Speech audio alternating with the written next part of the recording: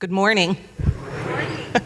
As many of you may already know, I'm Sarah Street, and I am your new pastoral intern here at St. Matthew. If you didn't know that yet, hi, I'm Sarah Street. I'm your new pastoral intern. After several years of study at Pacific Lutheran Theological Seminary, it is such a gift for me to get to learn and grow from you, from this vibrant congregation. Now, one thing that didn't take me very long to learn about you at St. Matthew is just how gracious and generous a congregation you are. Even in this short amount of time, I've been able to witness how you tell stories of care and compassion in your daily lives, how you seek clarity on what it means to be formed and reformed in the image of God. Beginning last week, Rustin introduced us to this focus of formation and what it means to be formed in God's image by God. We are moving into this season where we explore how our calls and our choices, our relationships and our patterns shape us into who we are and draw us closer as we follow God. Now, my own relationship with this whole concept of a call from God is a little bit complex, as you might expect from a woman who's going through seminary as like a second, third, or maybe fourth career. In seminary and in the candidacy process, which is how we're in the Lutheran Church sort of moving through this time of discernment around call, that question comes up all the time. At getting to know you events or mixers, instead of saying, oh, like, where are you from, or what do you do? Instead, they ask, what's your call story? And for me, that story always felt a little too complicated to tell in a neatly packaged way. See, this call to ordained ministry for me was the culmination of a lifetime of conversation with God, of paths that I was given and followed, the work of ministry in churches and in friendships, in schools and in offices, and in my own heart and body. They have worked to equip me to remain in this constant conversation with God. Even with that, honestly, I get a little envious of my colleagues who seem to have a more easily packaged call story. I want things to be simple to sum up. I'm not immune to the pressure that if someone asks a question, there is a right answer to it. And so that's implied within how I respond. And I can see that deep inside, I want the certainty that I think that those stories reflect. Of course, now with repeated practice, I have gotten better at figuring out how to answer this question and how to give the highlights when people are asking about a question of call. But underneath, I still know the fear that my own slow revelation of the work and life that God calls me to, it isn't loud enough to be significant. Now, there was absolutely nothing slow about the call these first disciples received, at least not according to Mark's telling. No, what we heard from Ruan, and we do not get to see this evidence of variation of experience in the story for today, at least not at first glance. The Gospel of Mark, the first gospel written and the shortest, has a sense of immediacy to it. There's an urgency for Mark because the kingdom of heaven is now. There's no time for hemming and hawing. Heck, there's hardly time to take a breath with all the at-onces and immediatelys that are littered throughout this gospel. Even in the short section that we just read, there were 3 different variations of that phrase from the Greek. So here, we have 2 call stories that are shared, and they're similar, but they're not identical. First, we have Simon, who will later be called Peter, and his brother Andrew, who are called while they're casting their nets in the shallows. Jesus calls out to them, and they follow him immediately. Then, Jesus calls to James and John, and they too respond immediately. He makes them all fishers of people. Now, there's something to notice in the details here. Not necessarily about the speed of the response, which is more or less the same, but about the facets of their lives that have formed them to this point.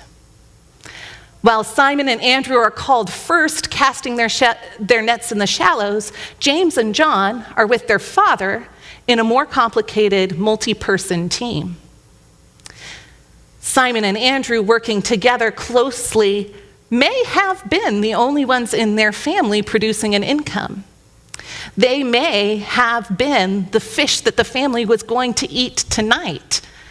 And thus, their immediate response to Jesus' call to follow had some real life challenges and implications for a family that might be depending on them. James and John, while also fishermen, have a different set of circumstances.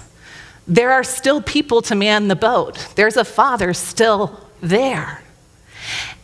And these circumstances and resources, this privilege with having the resources, shape how they show up in ministry. There is a story later in which James and John, or some attribute it to their mother, asks essentially about their career advancement opportunities in the kingdom of God.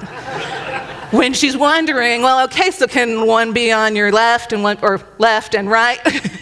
That our expectations are built into our formation, and it forms us and it shapes what we expect. James and John and Simon and Andrew all received the same call to follow me, but they each have their own way of following and their own gifts and stories to share.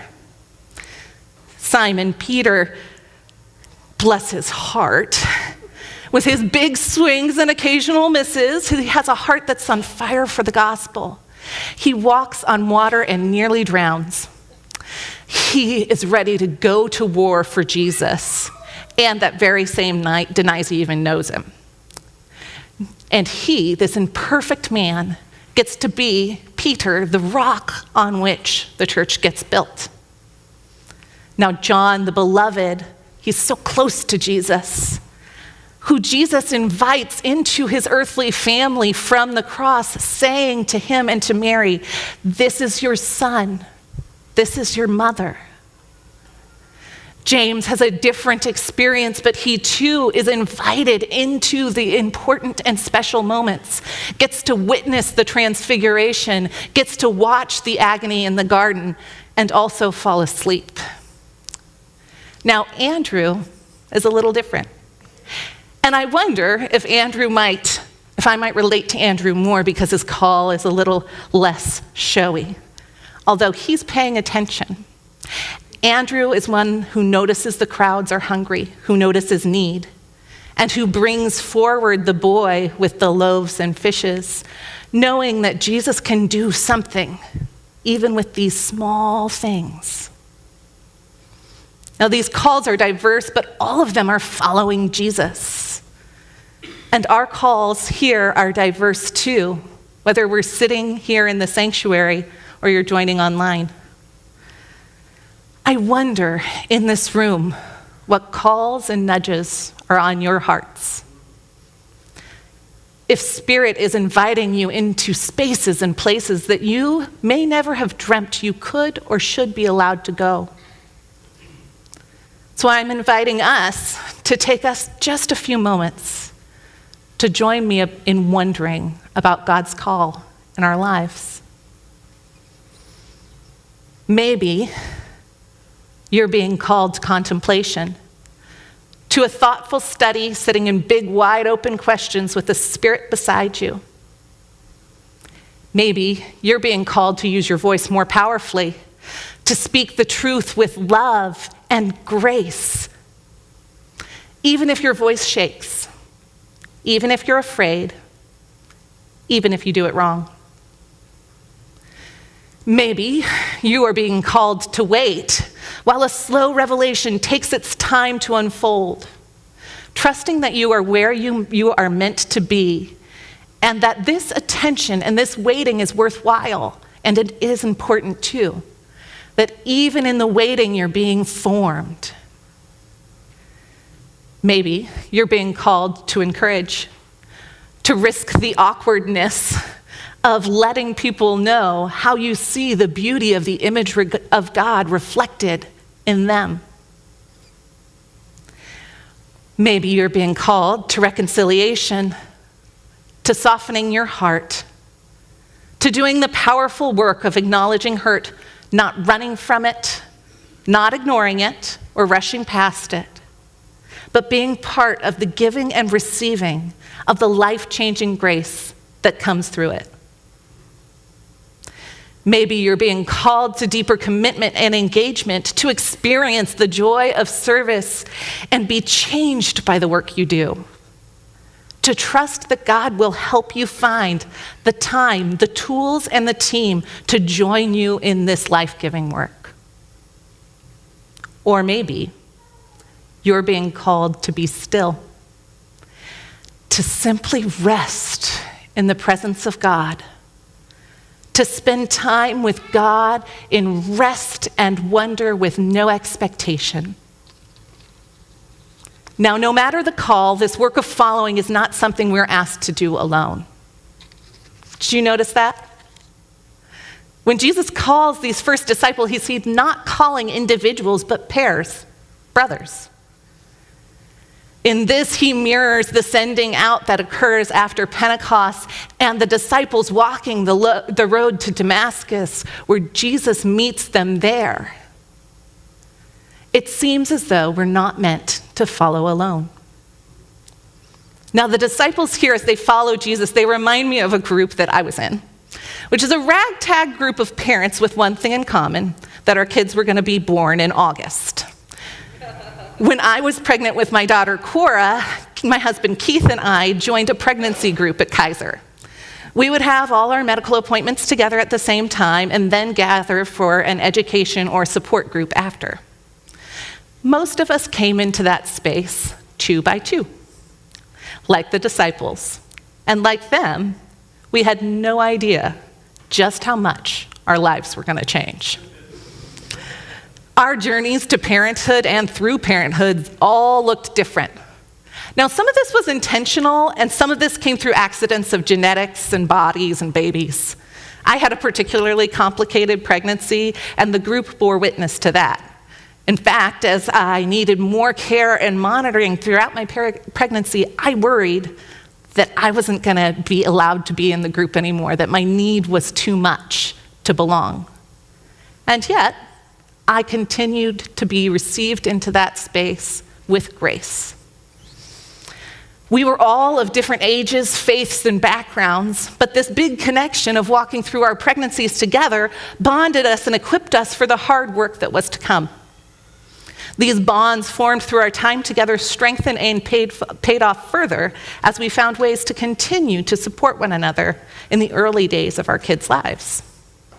Meeting together for moms groups, swimming together in the pool, visiting museums with infants strapped to our chest or sleeping in strollers, and also cruising Costco with 3 babies and just 1 cart.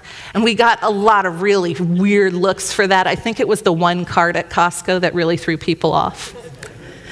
The different gifts and approaches of all these parents and the openness to doing what we had never done before helped us to forge connections. We were bound together by our shared desire to parent our children well, and this desire united us, but it didn't form us into mirror images of one another. Somehow, as we were called to follow this call into parenthood, we all did it differently, and that was okay. I expect that with as many people are in this space, you can think of times where you were formed in and through a community. And I wonder what's coming to mind for you as I say that.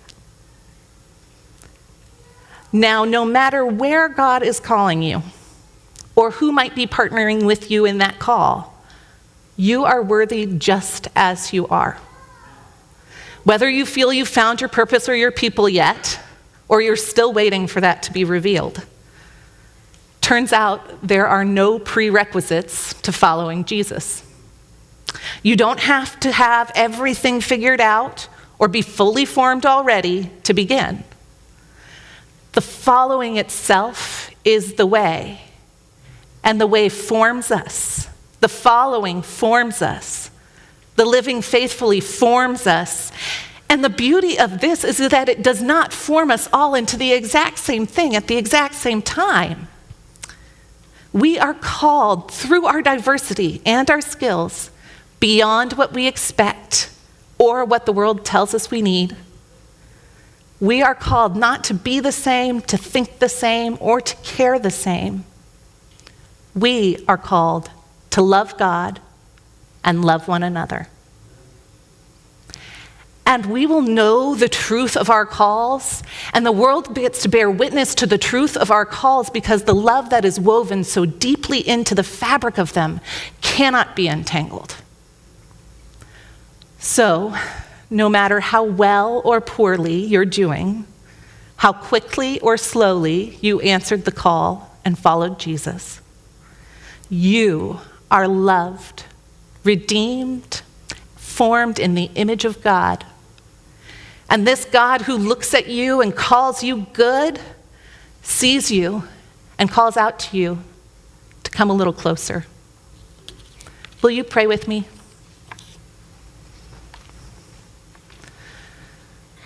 Oh God of love, you call to us in language that speaks to each of our hearts. You call us into community to bring all of ourselves, our gifts, our failings, our hopes, and our disappointments, and lay them in front of you. Help us to recognize your voice, find our partners, and follow your call wherever you lead us. Amen.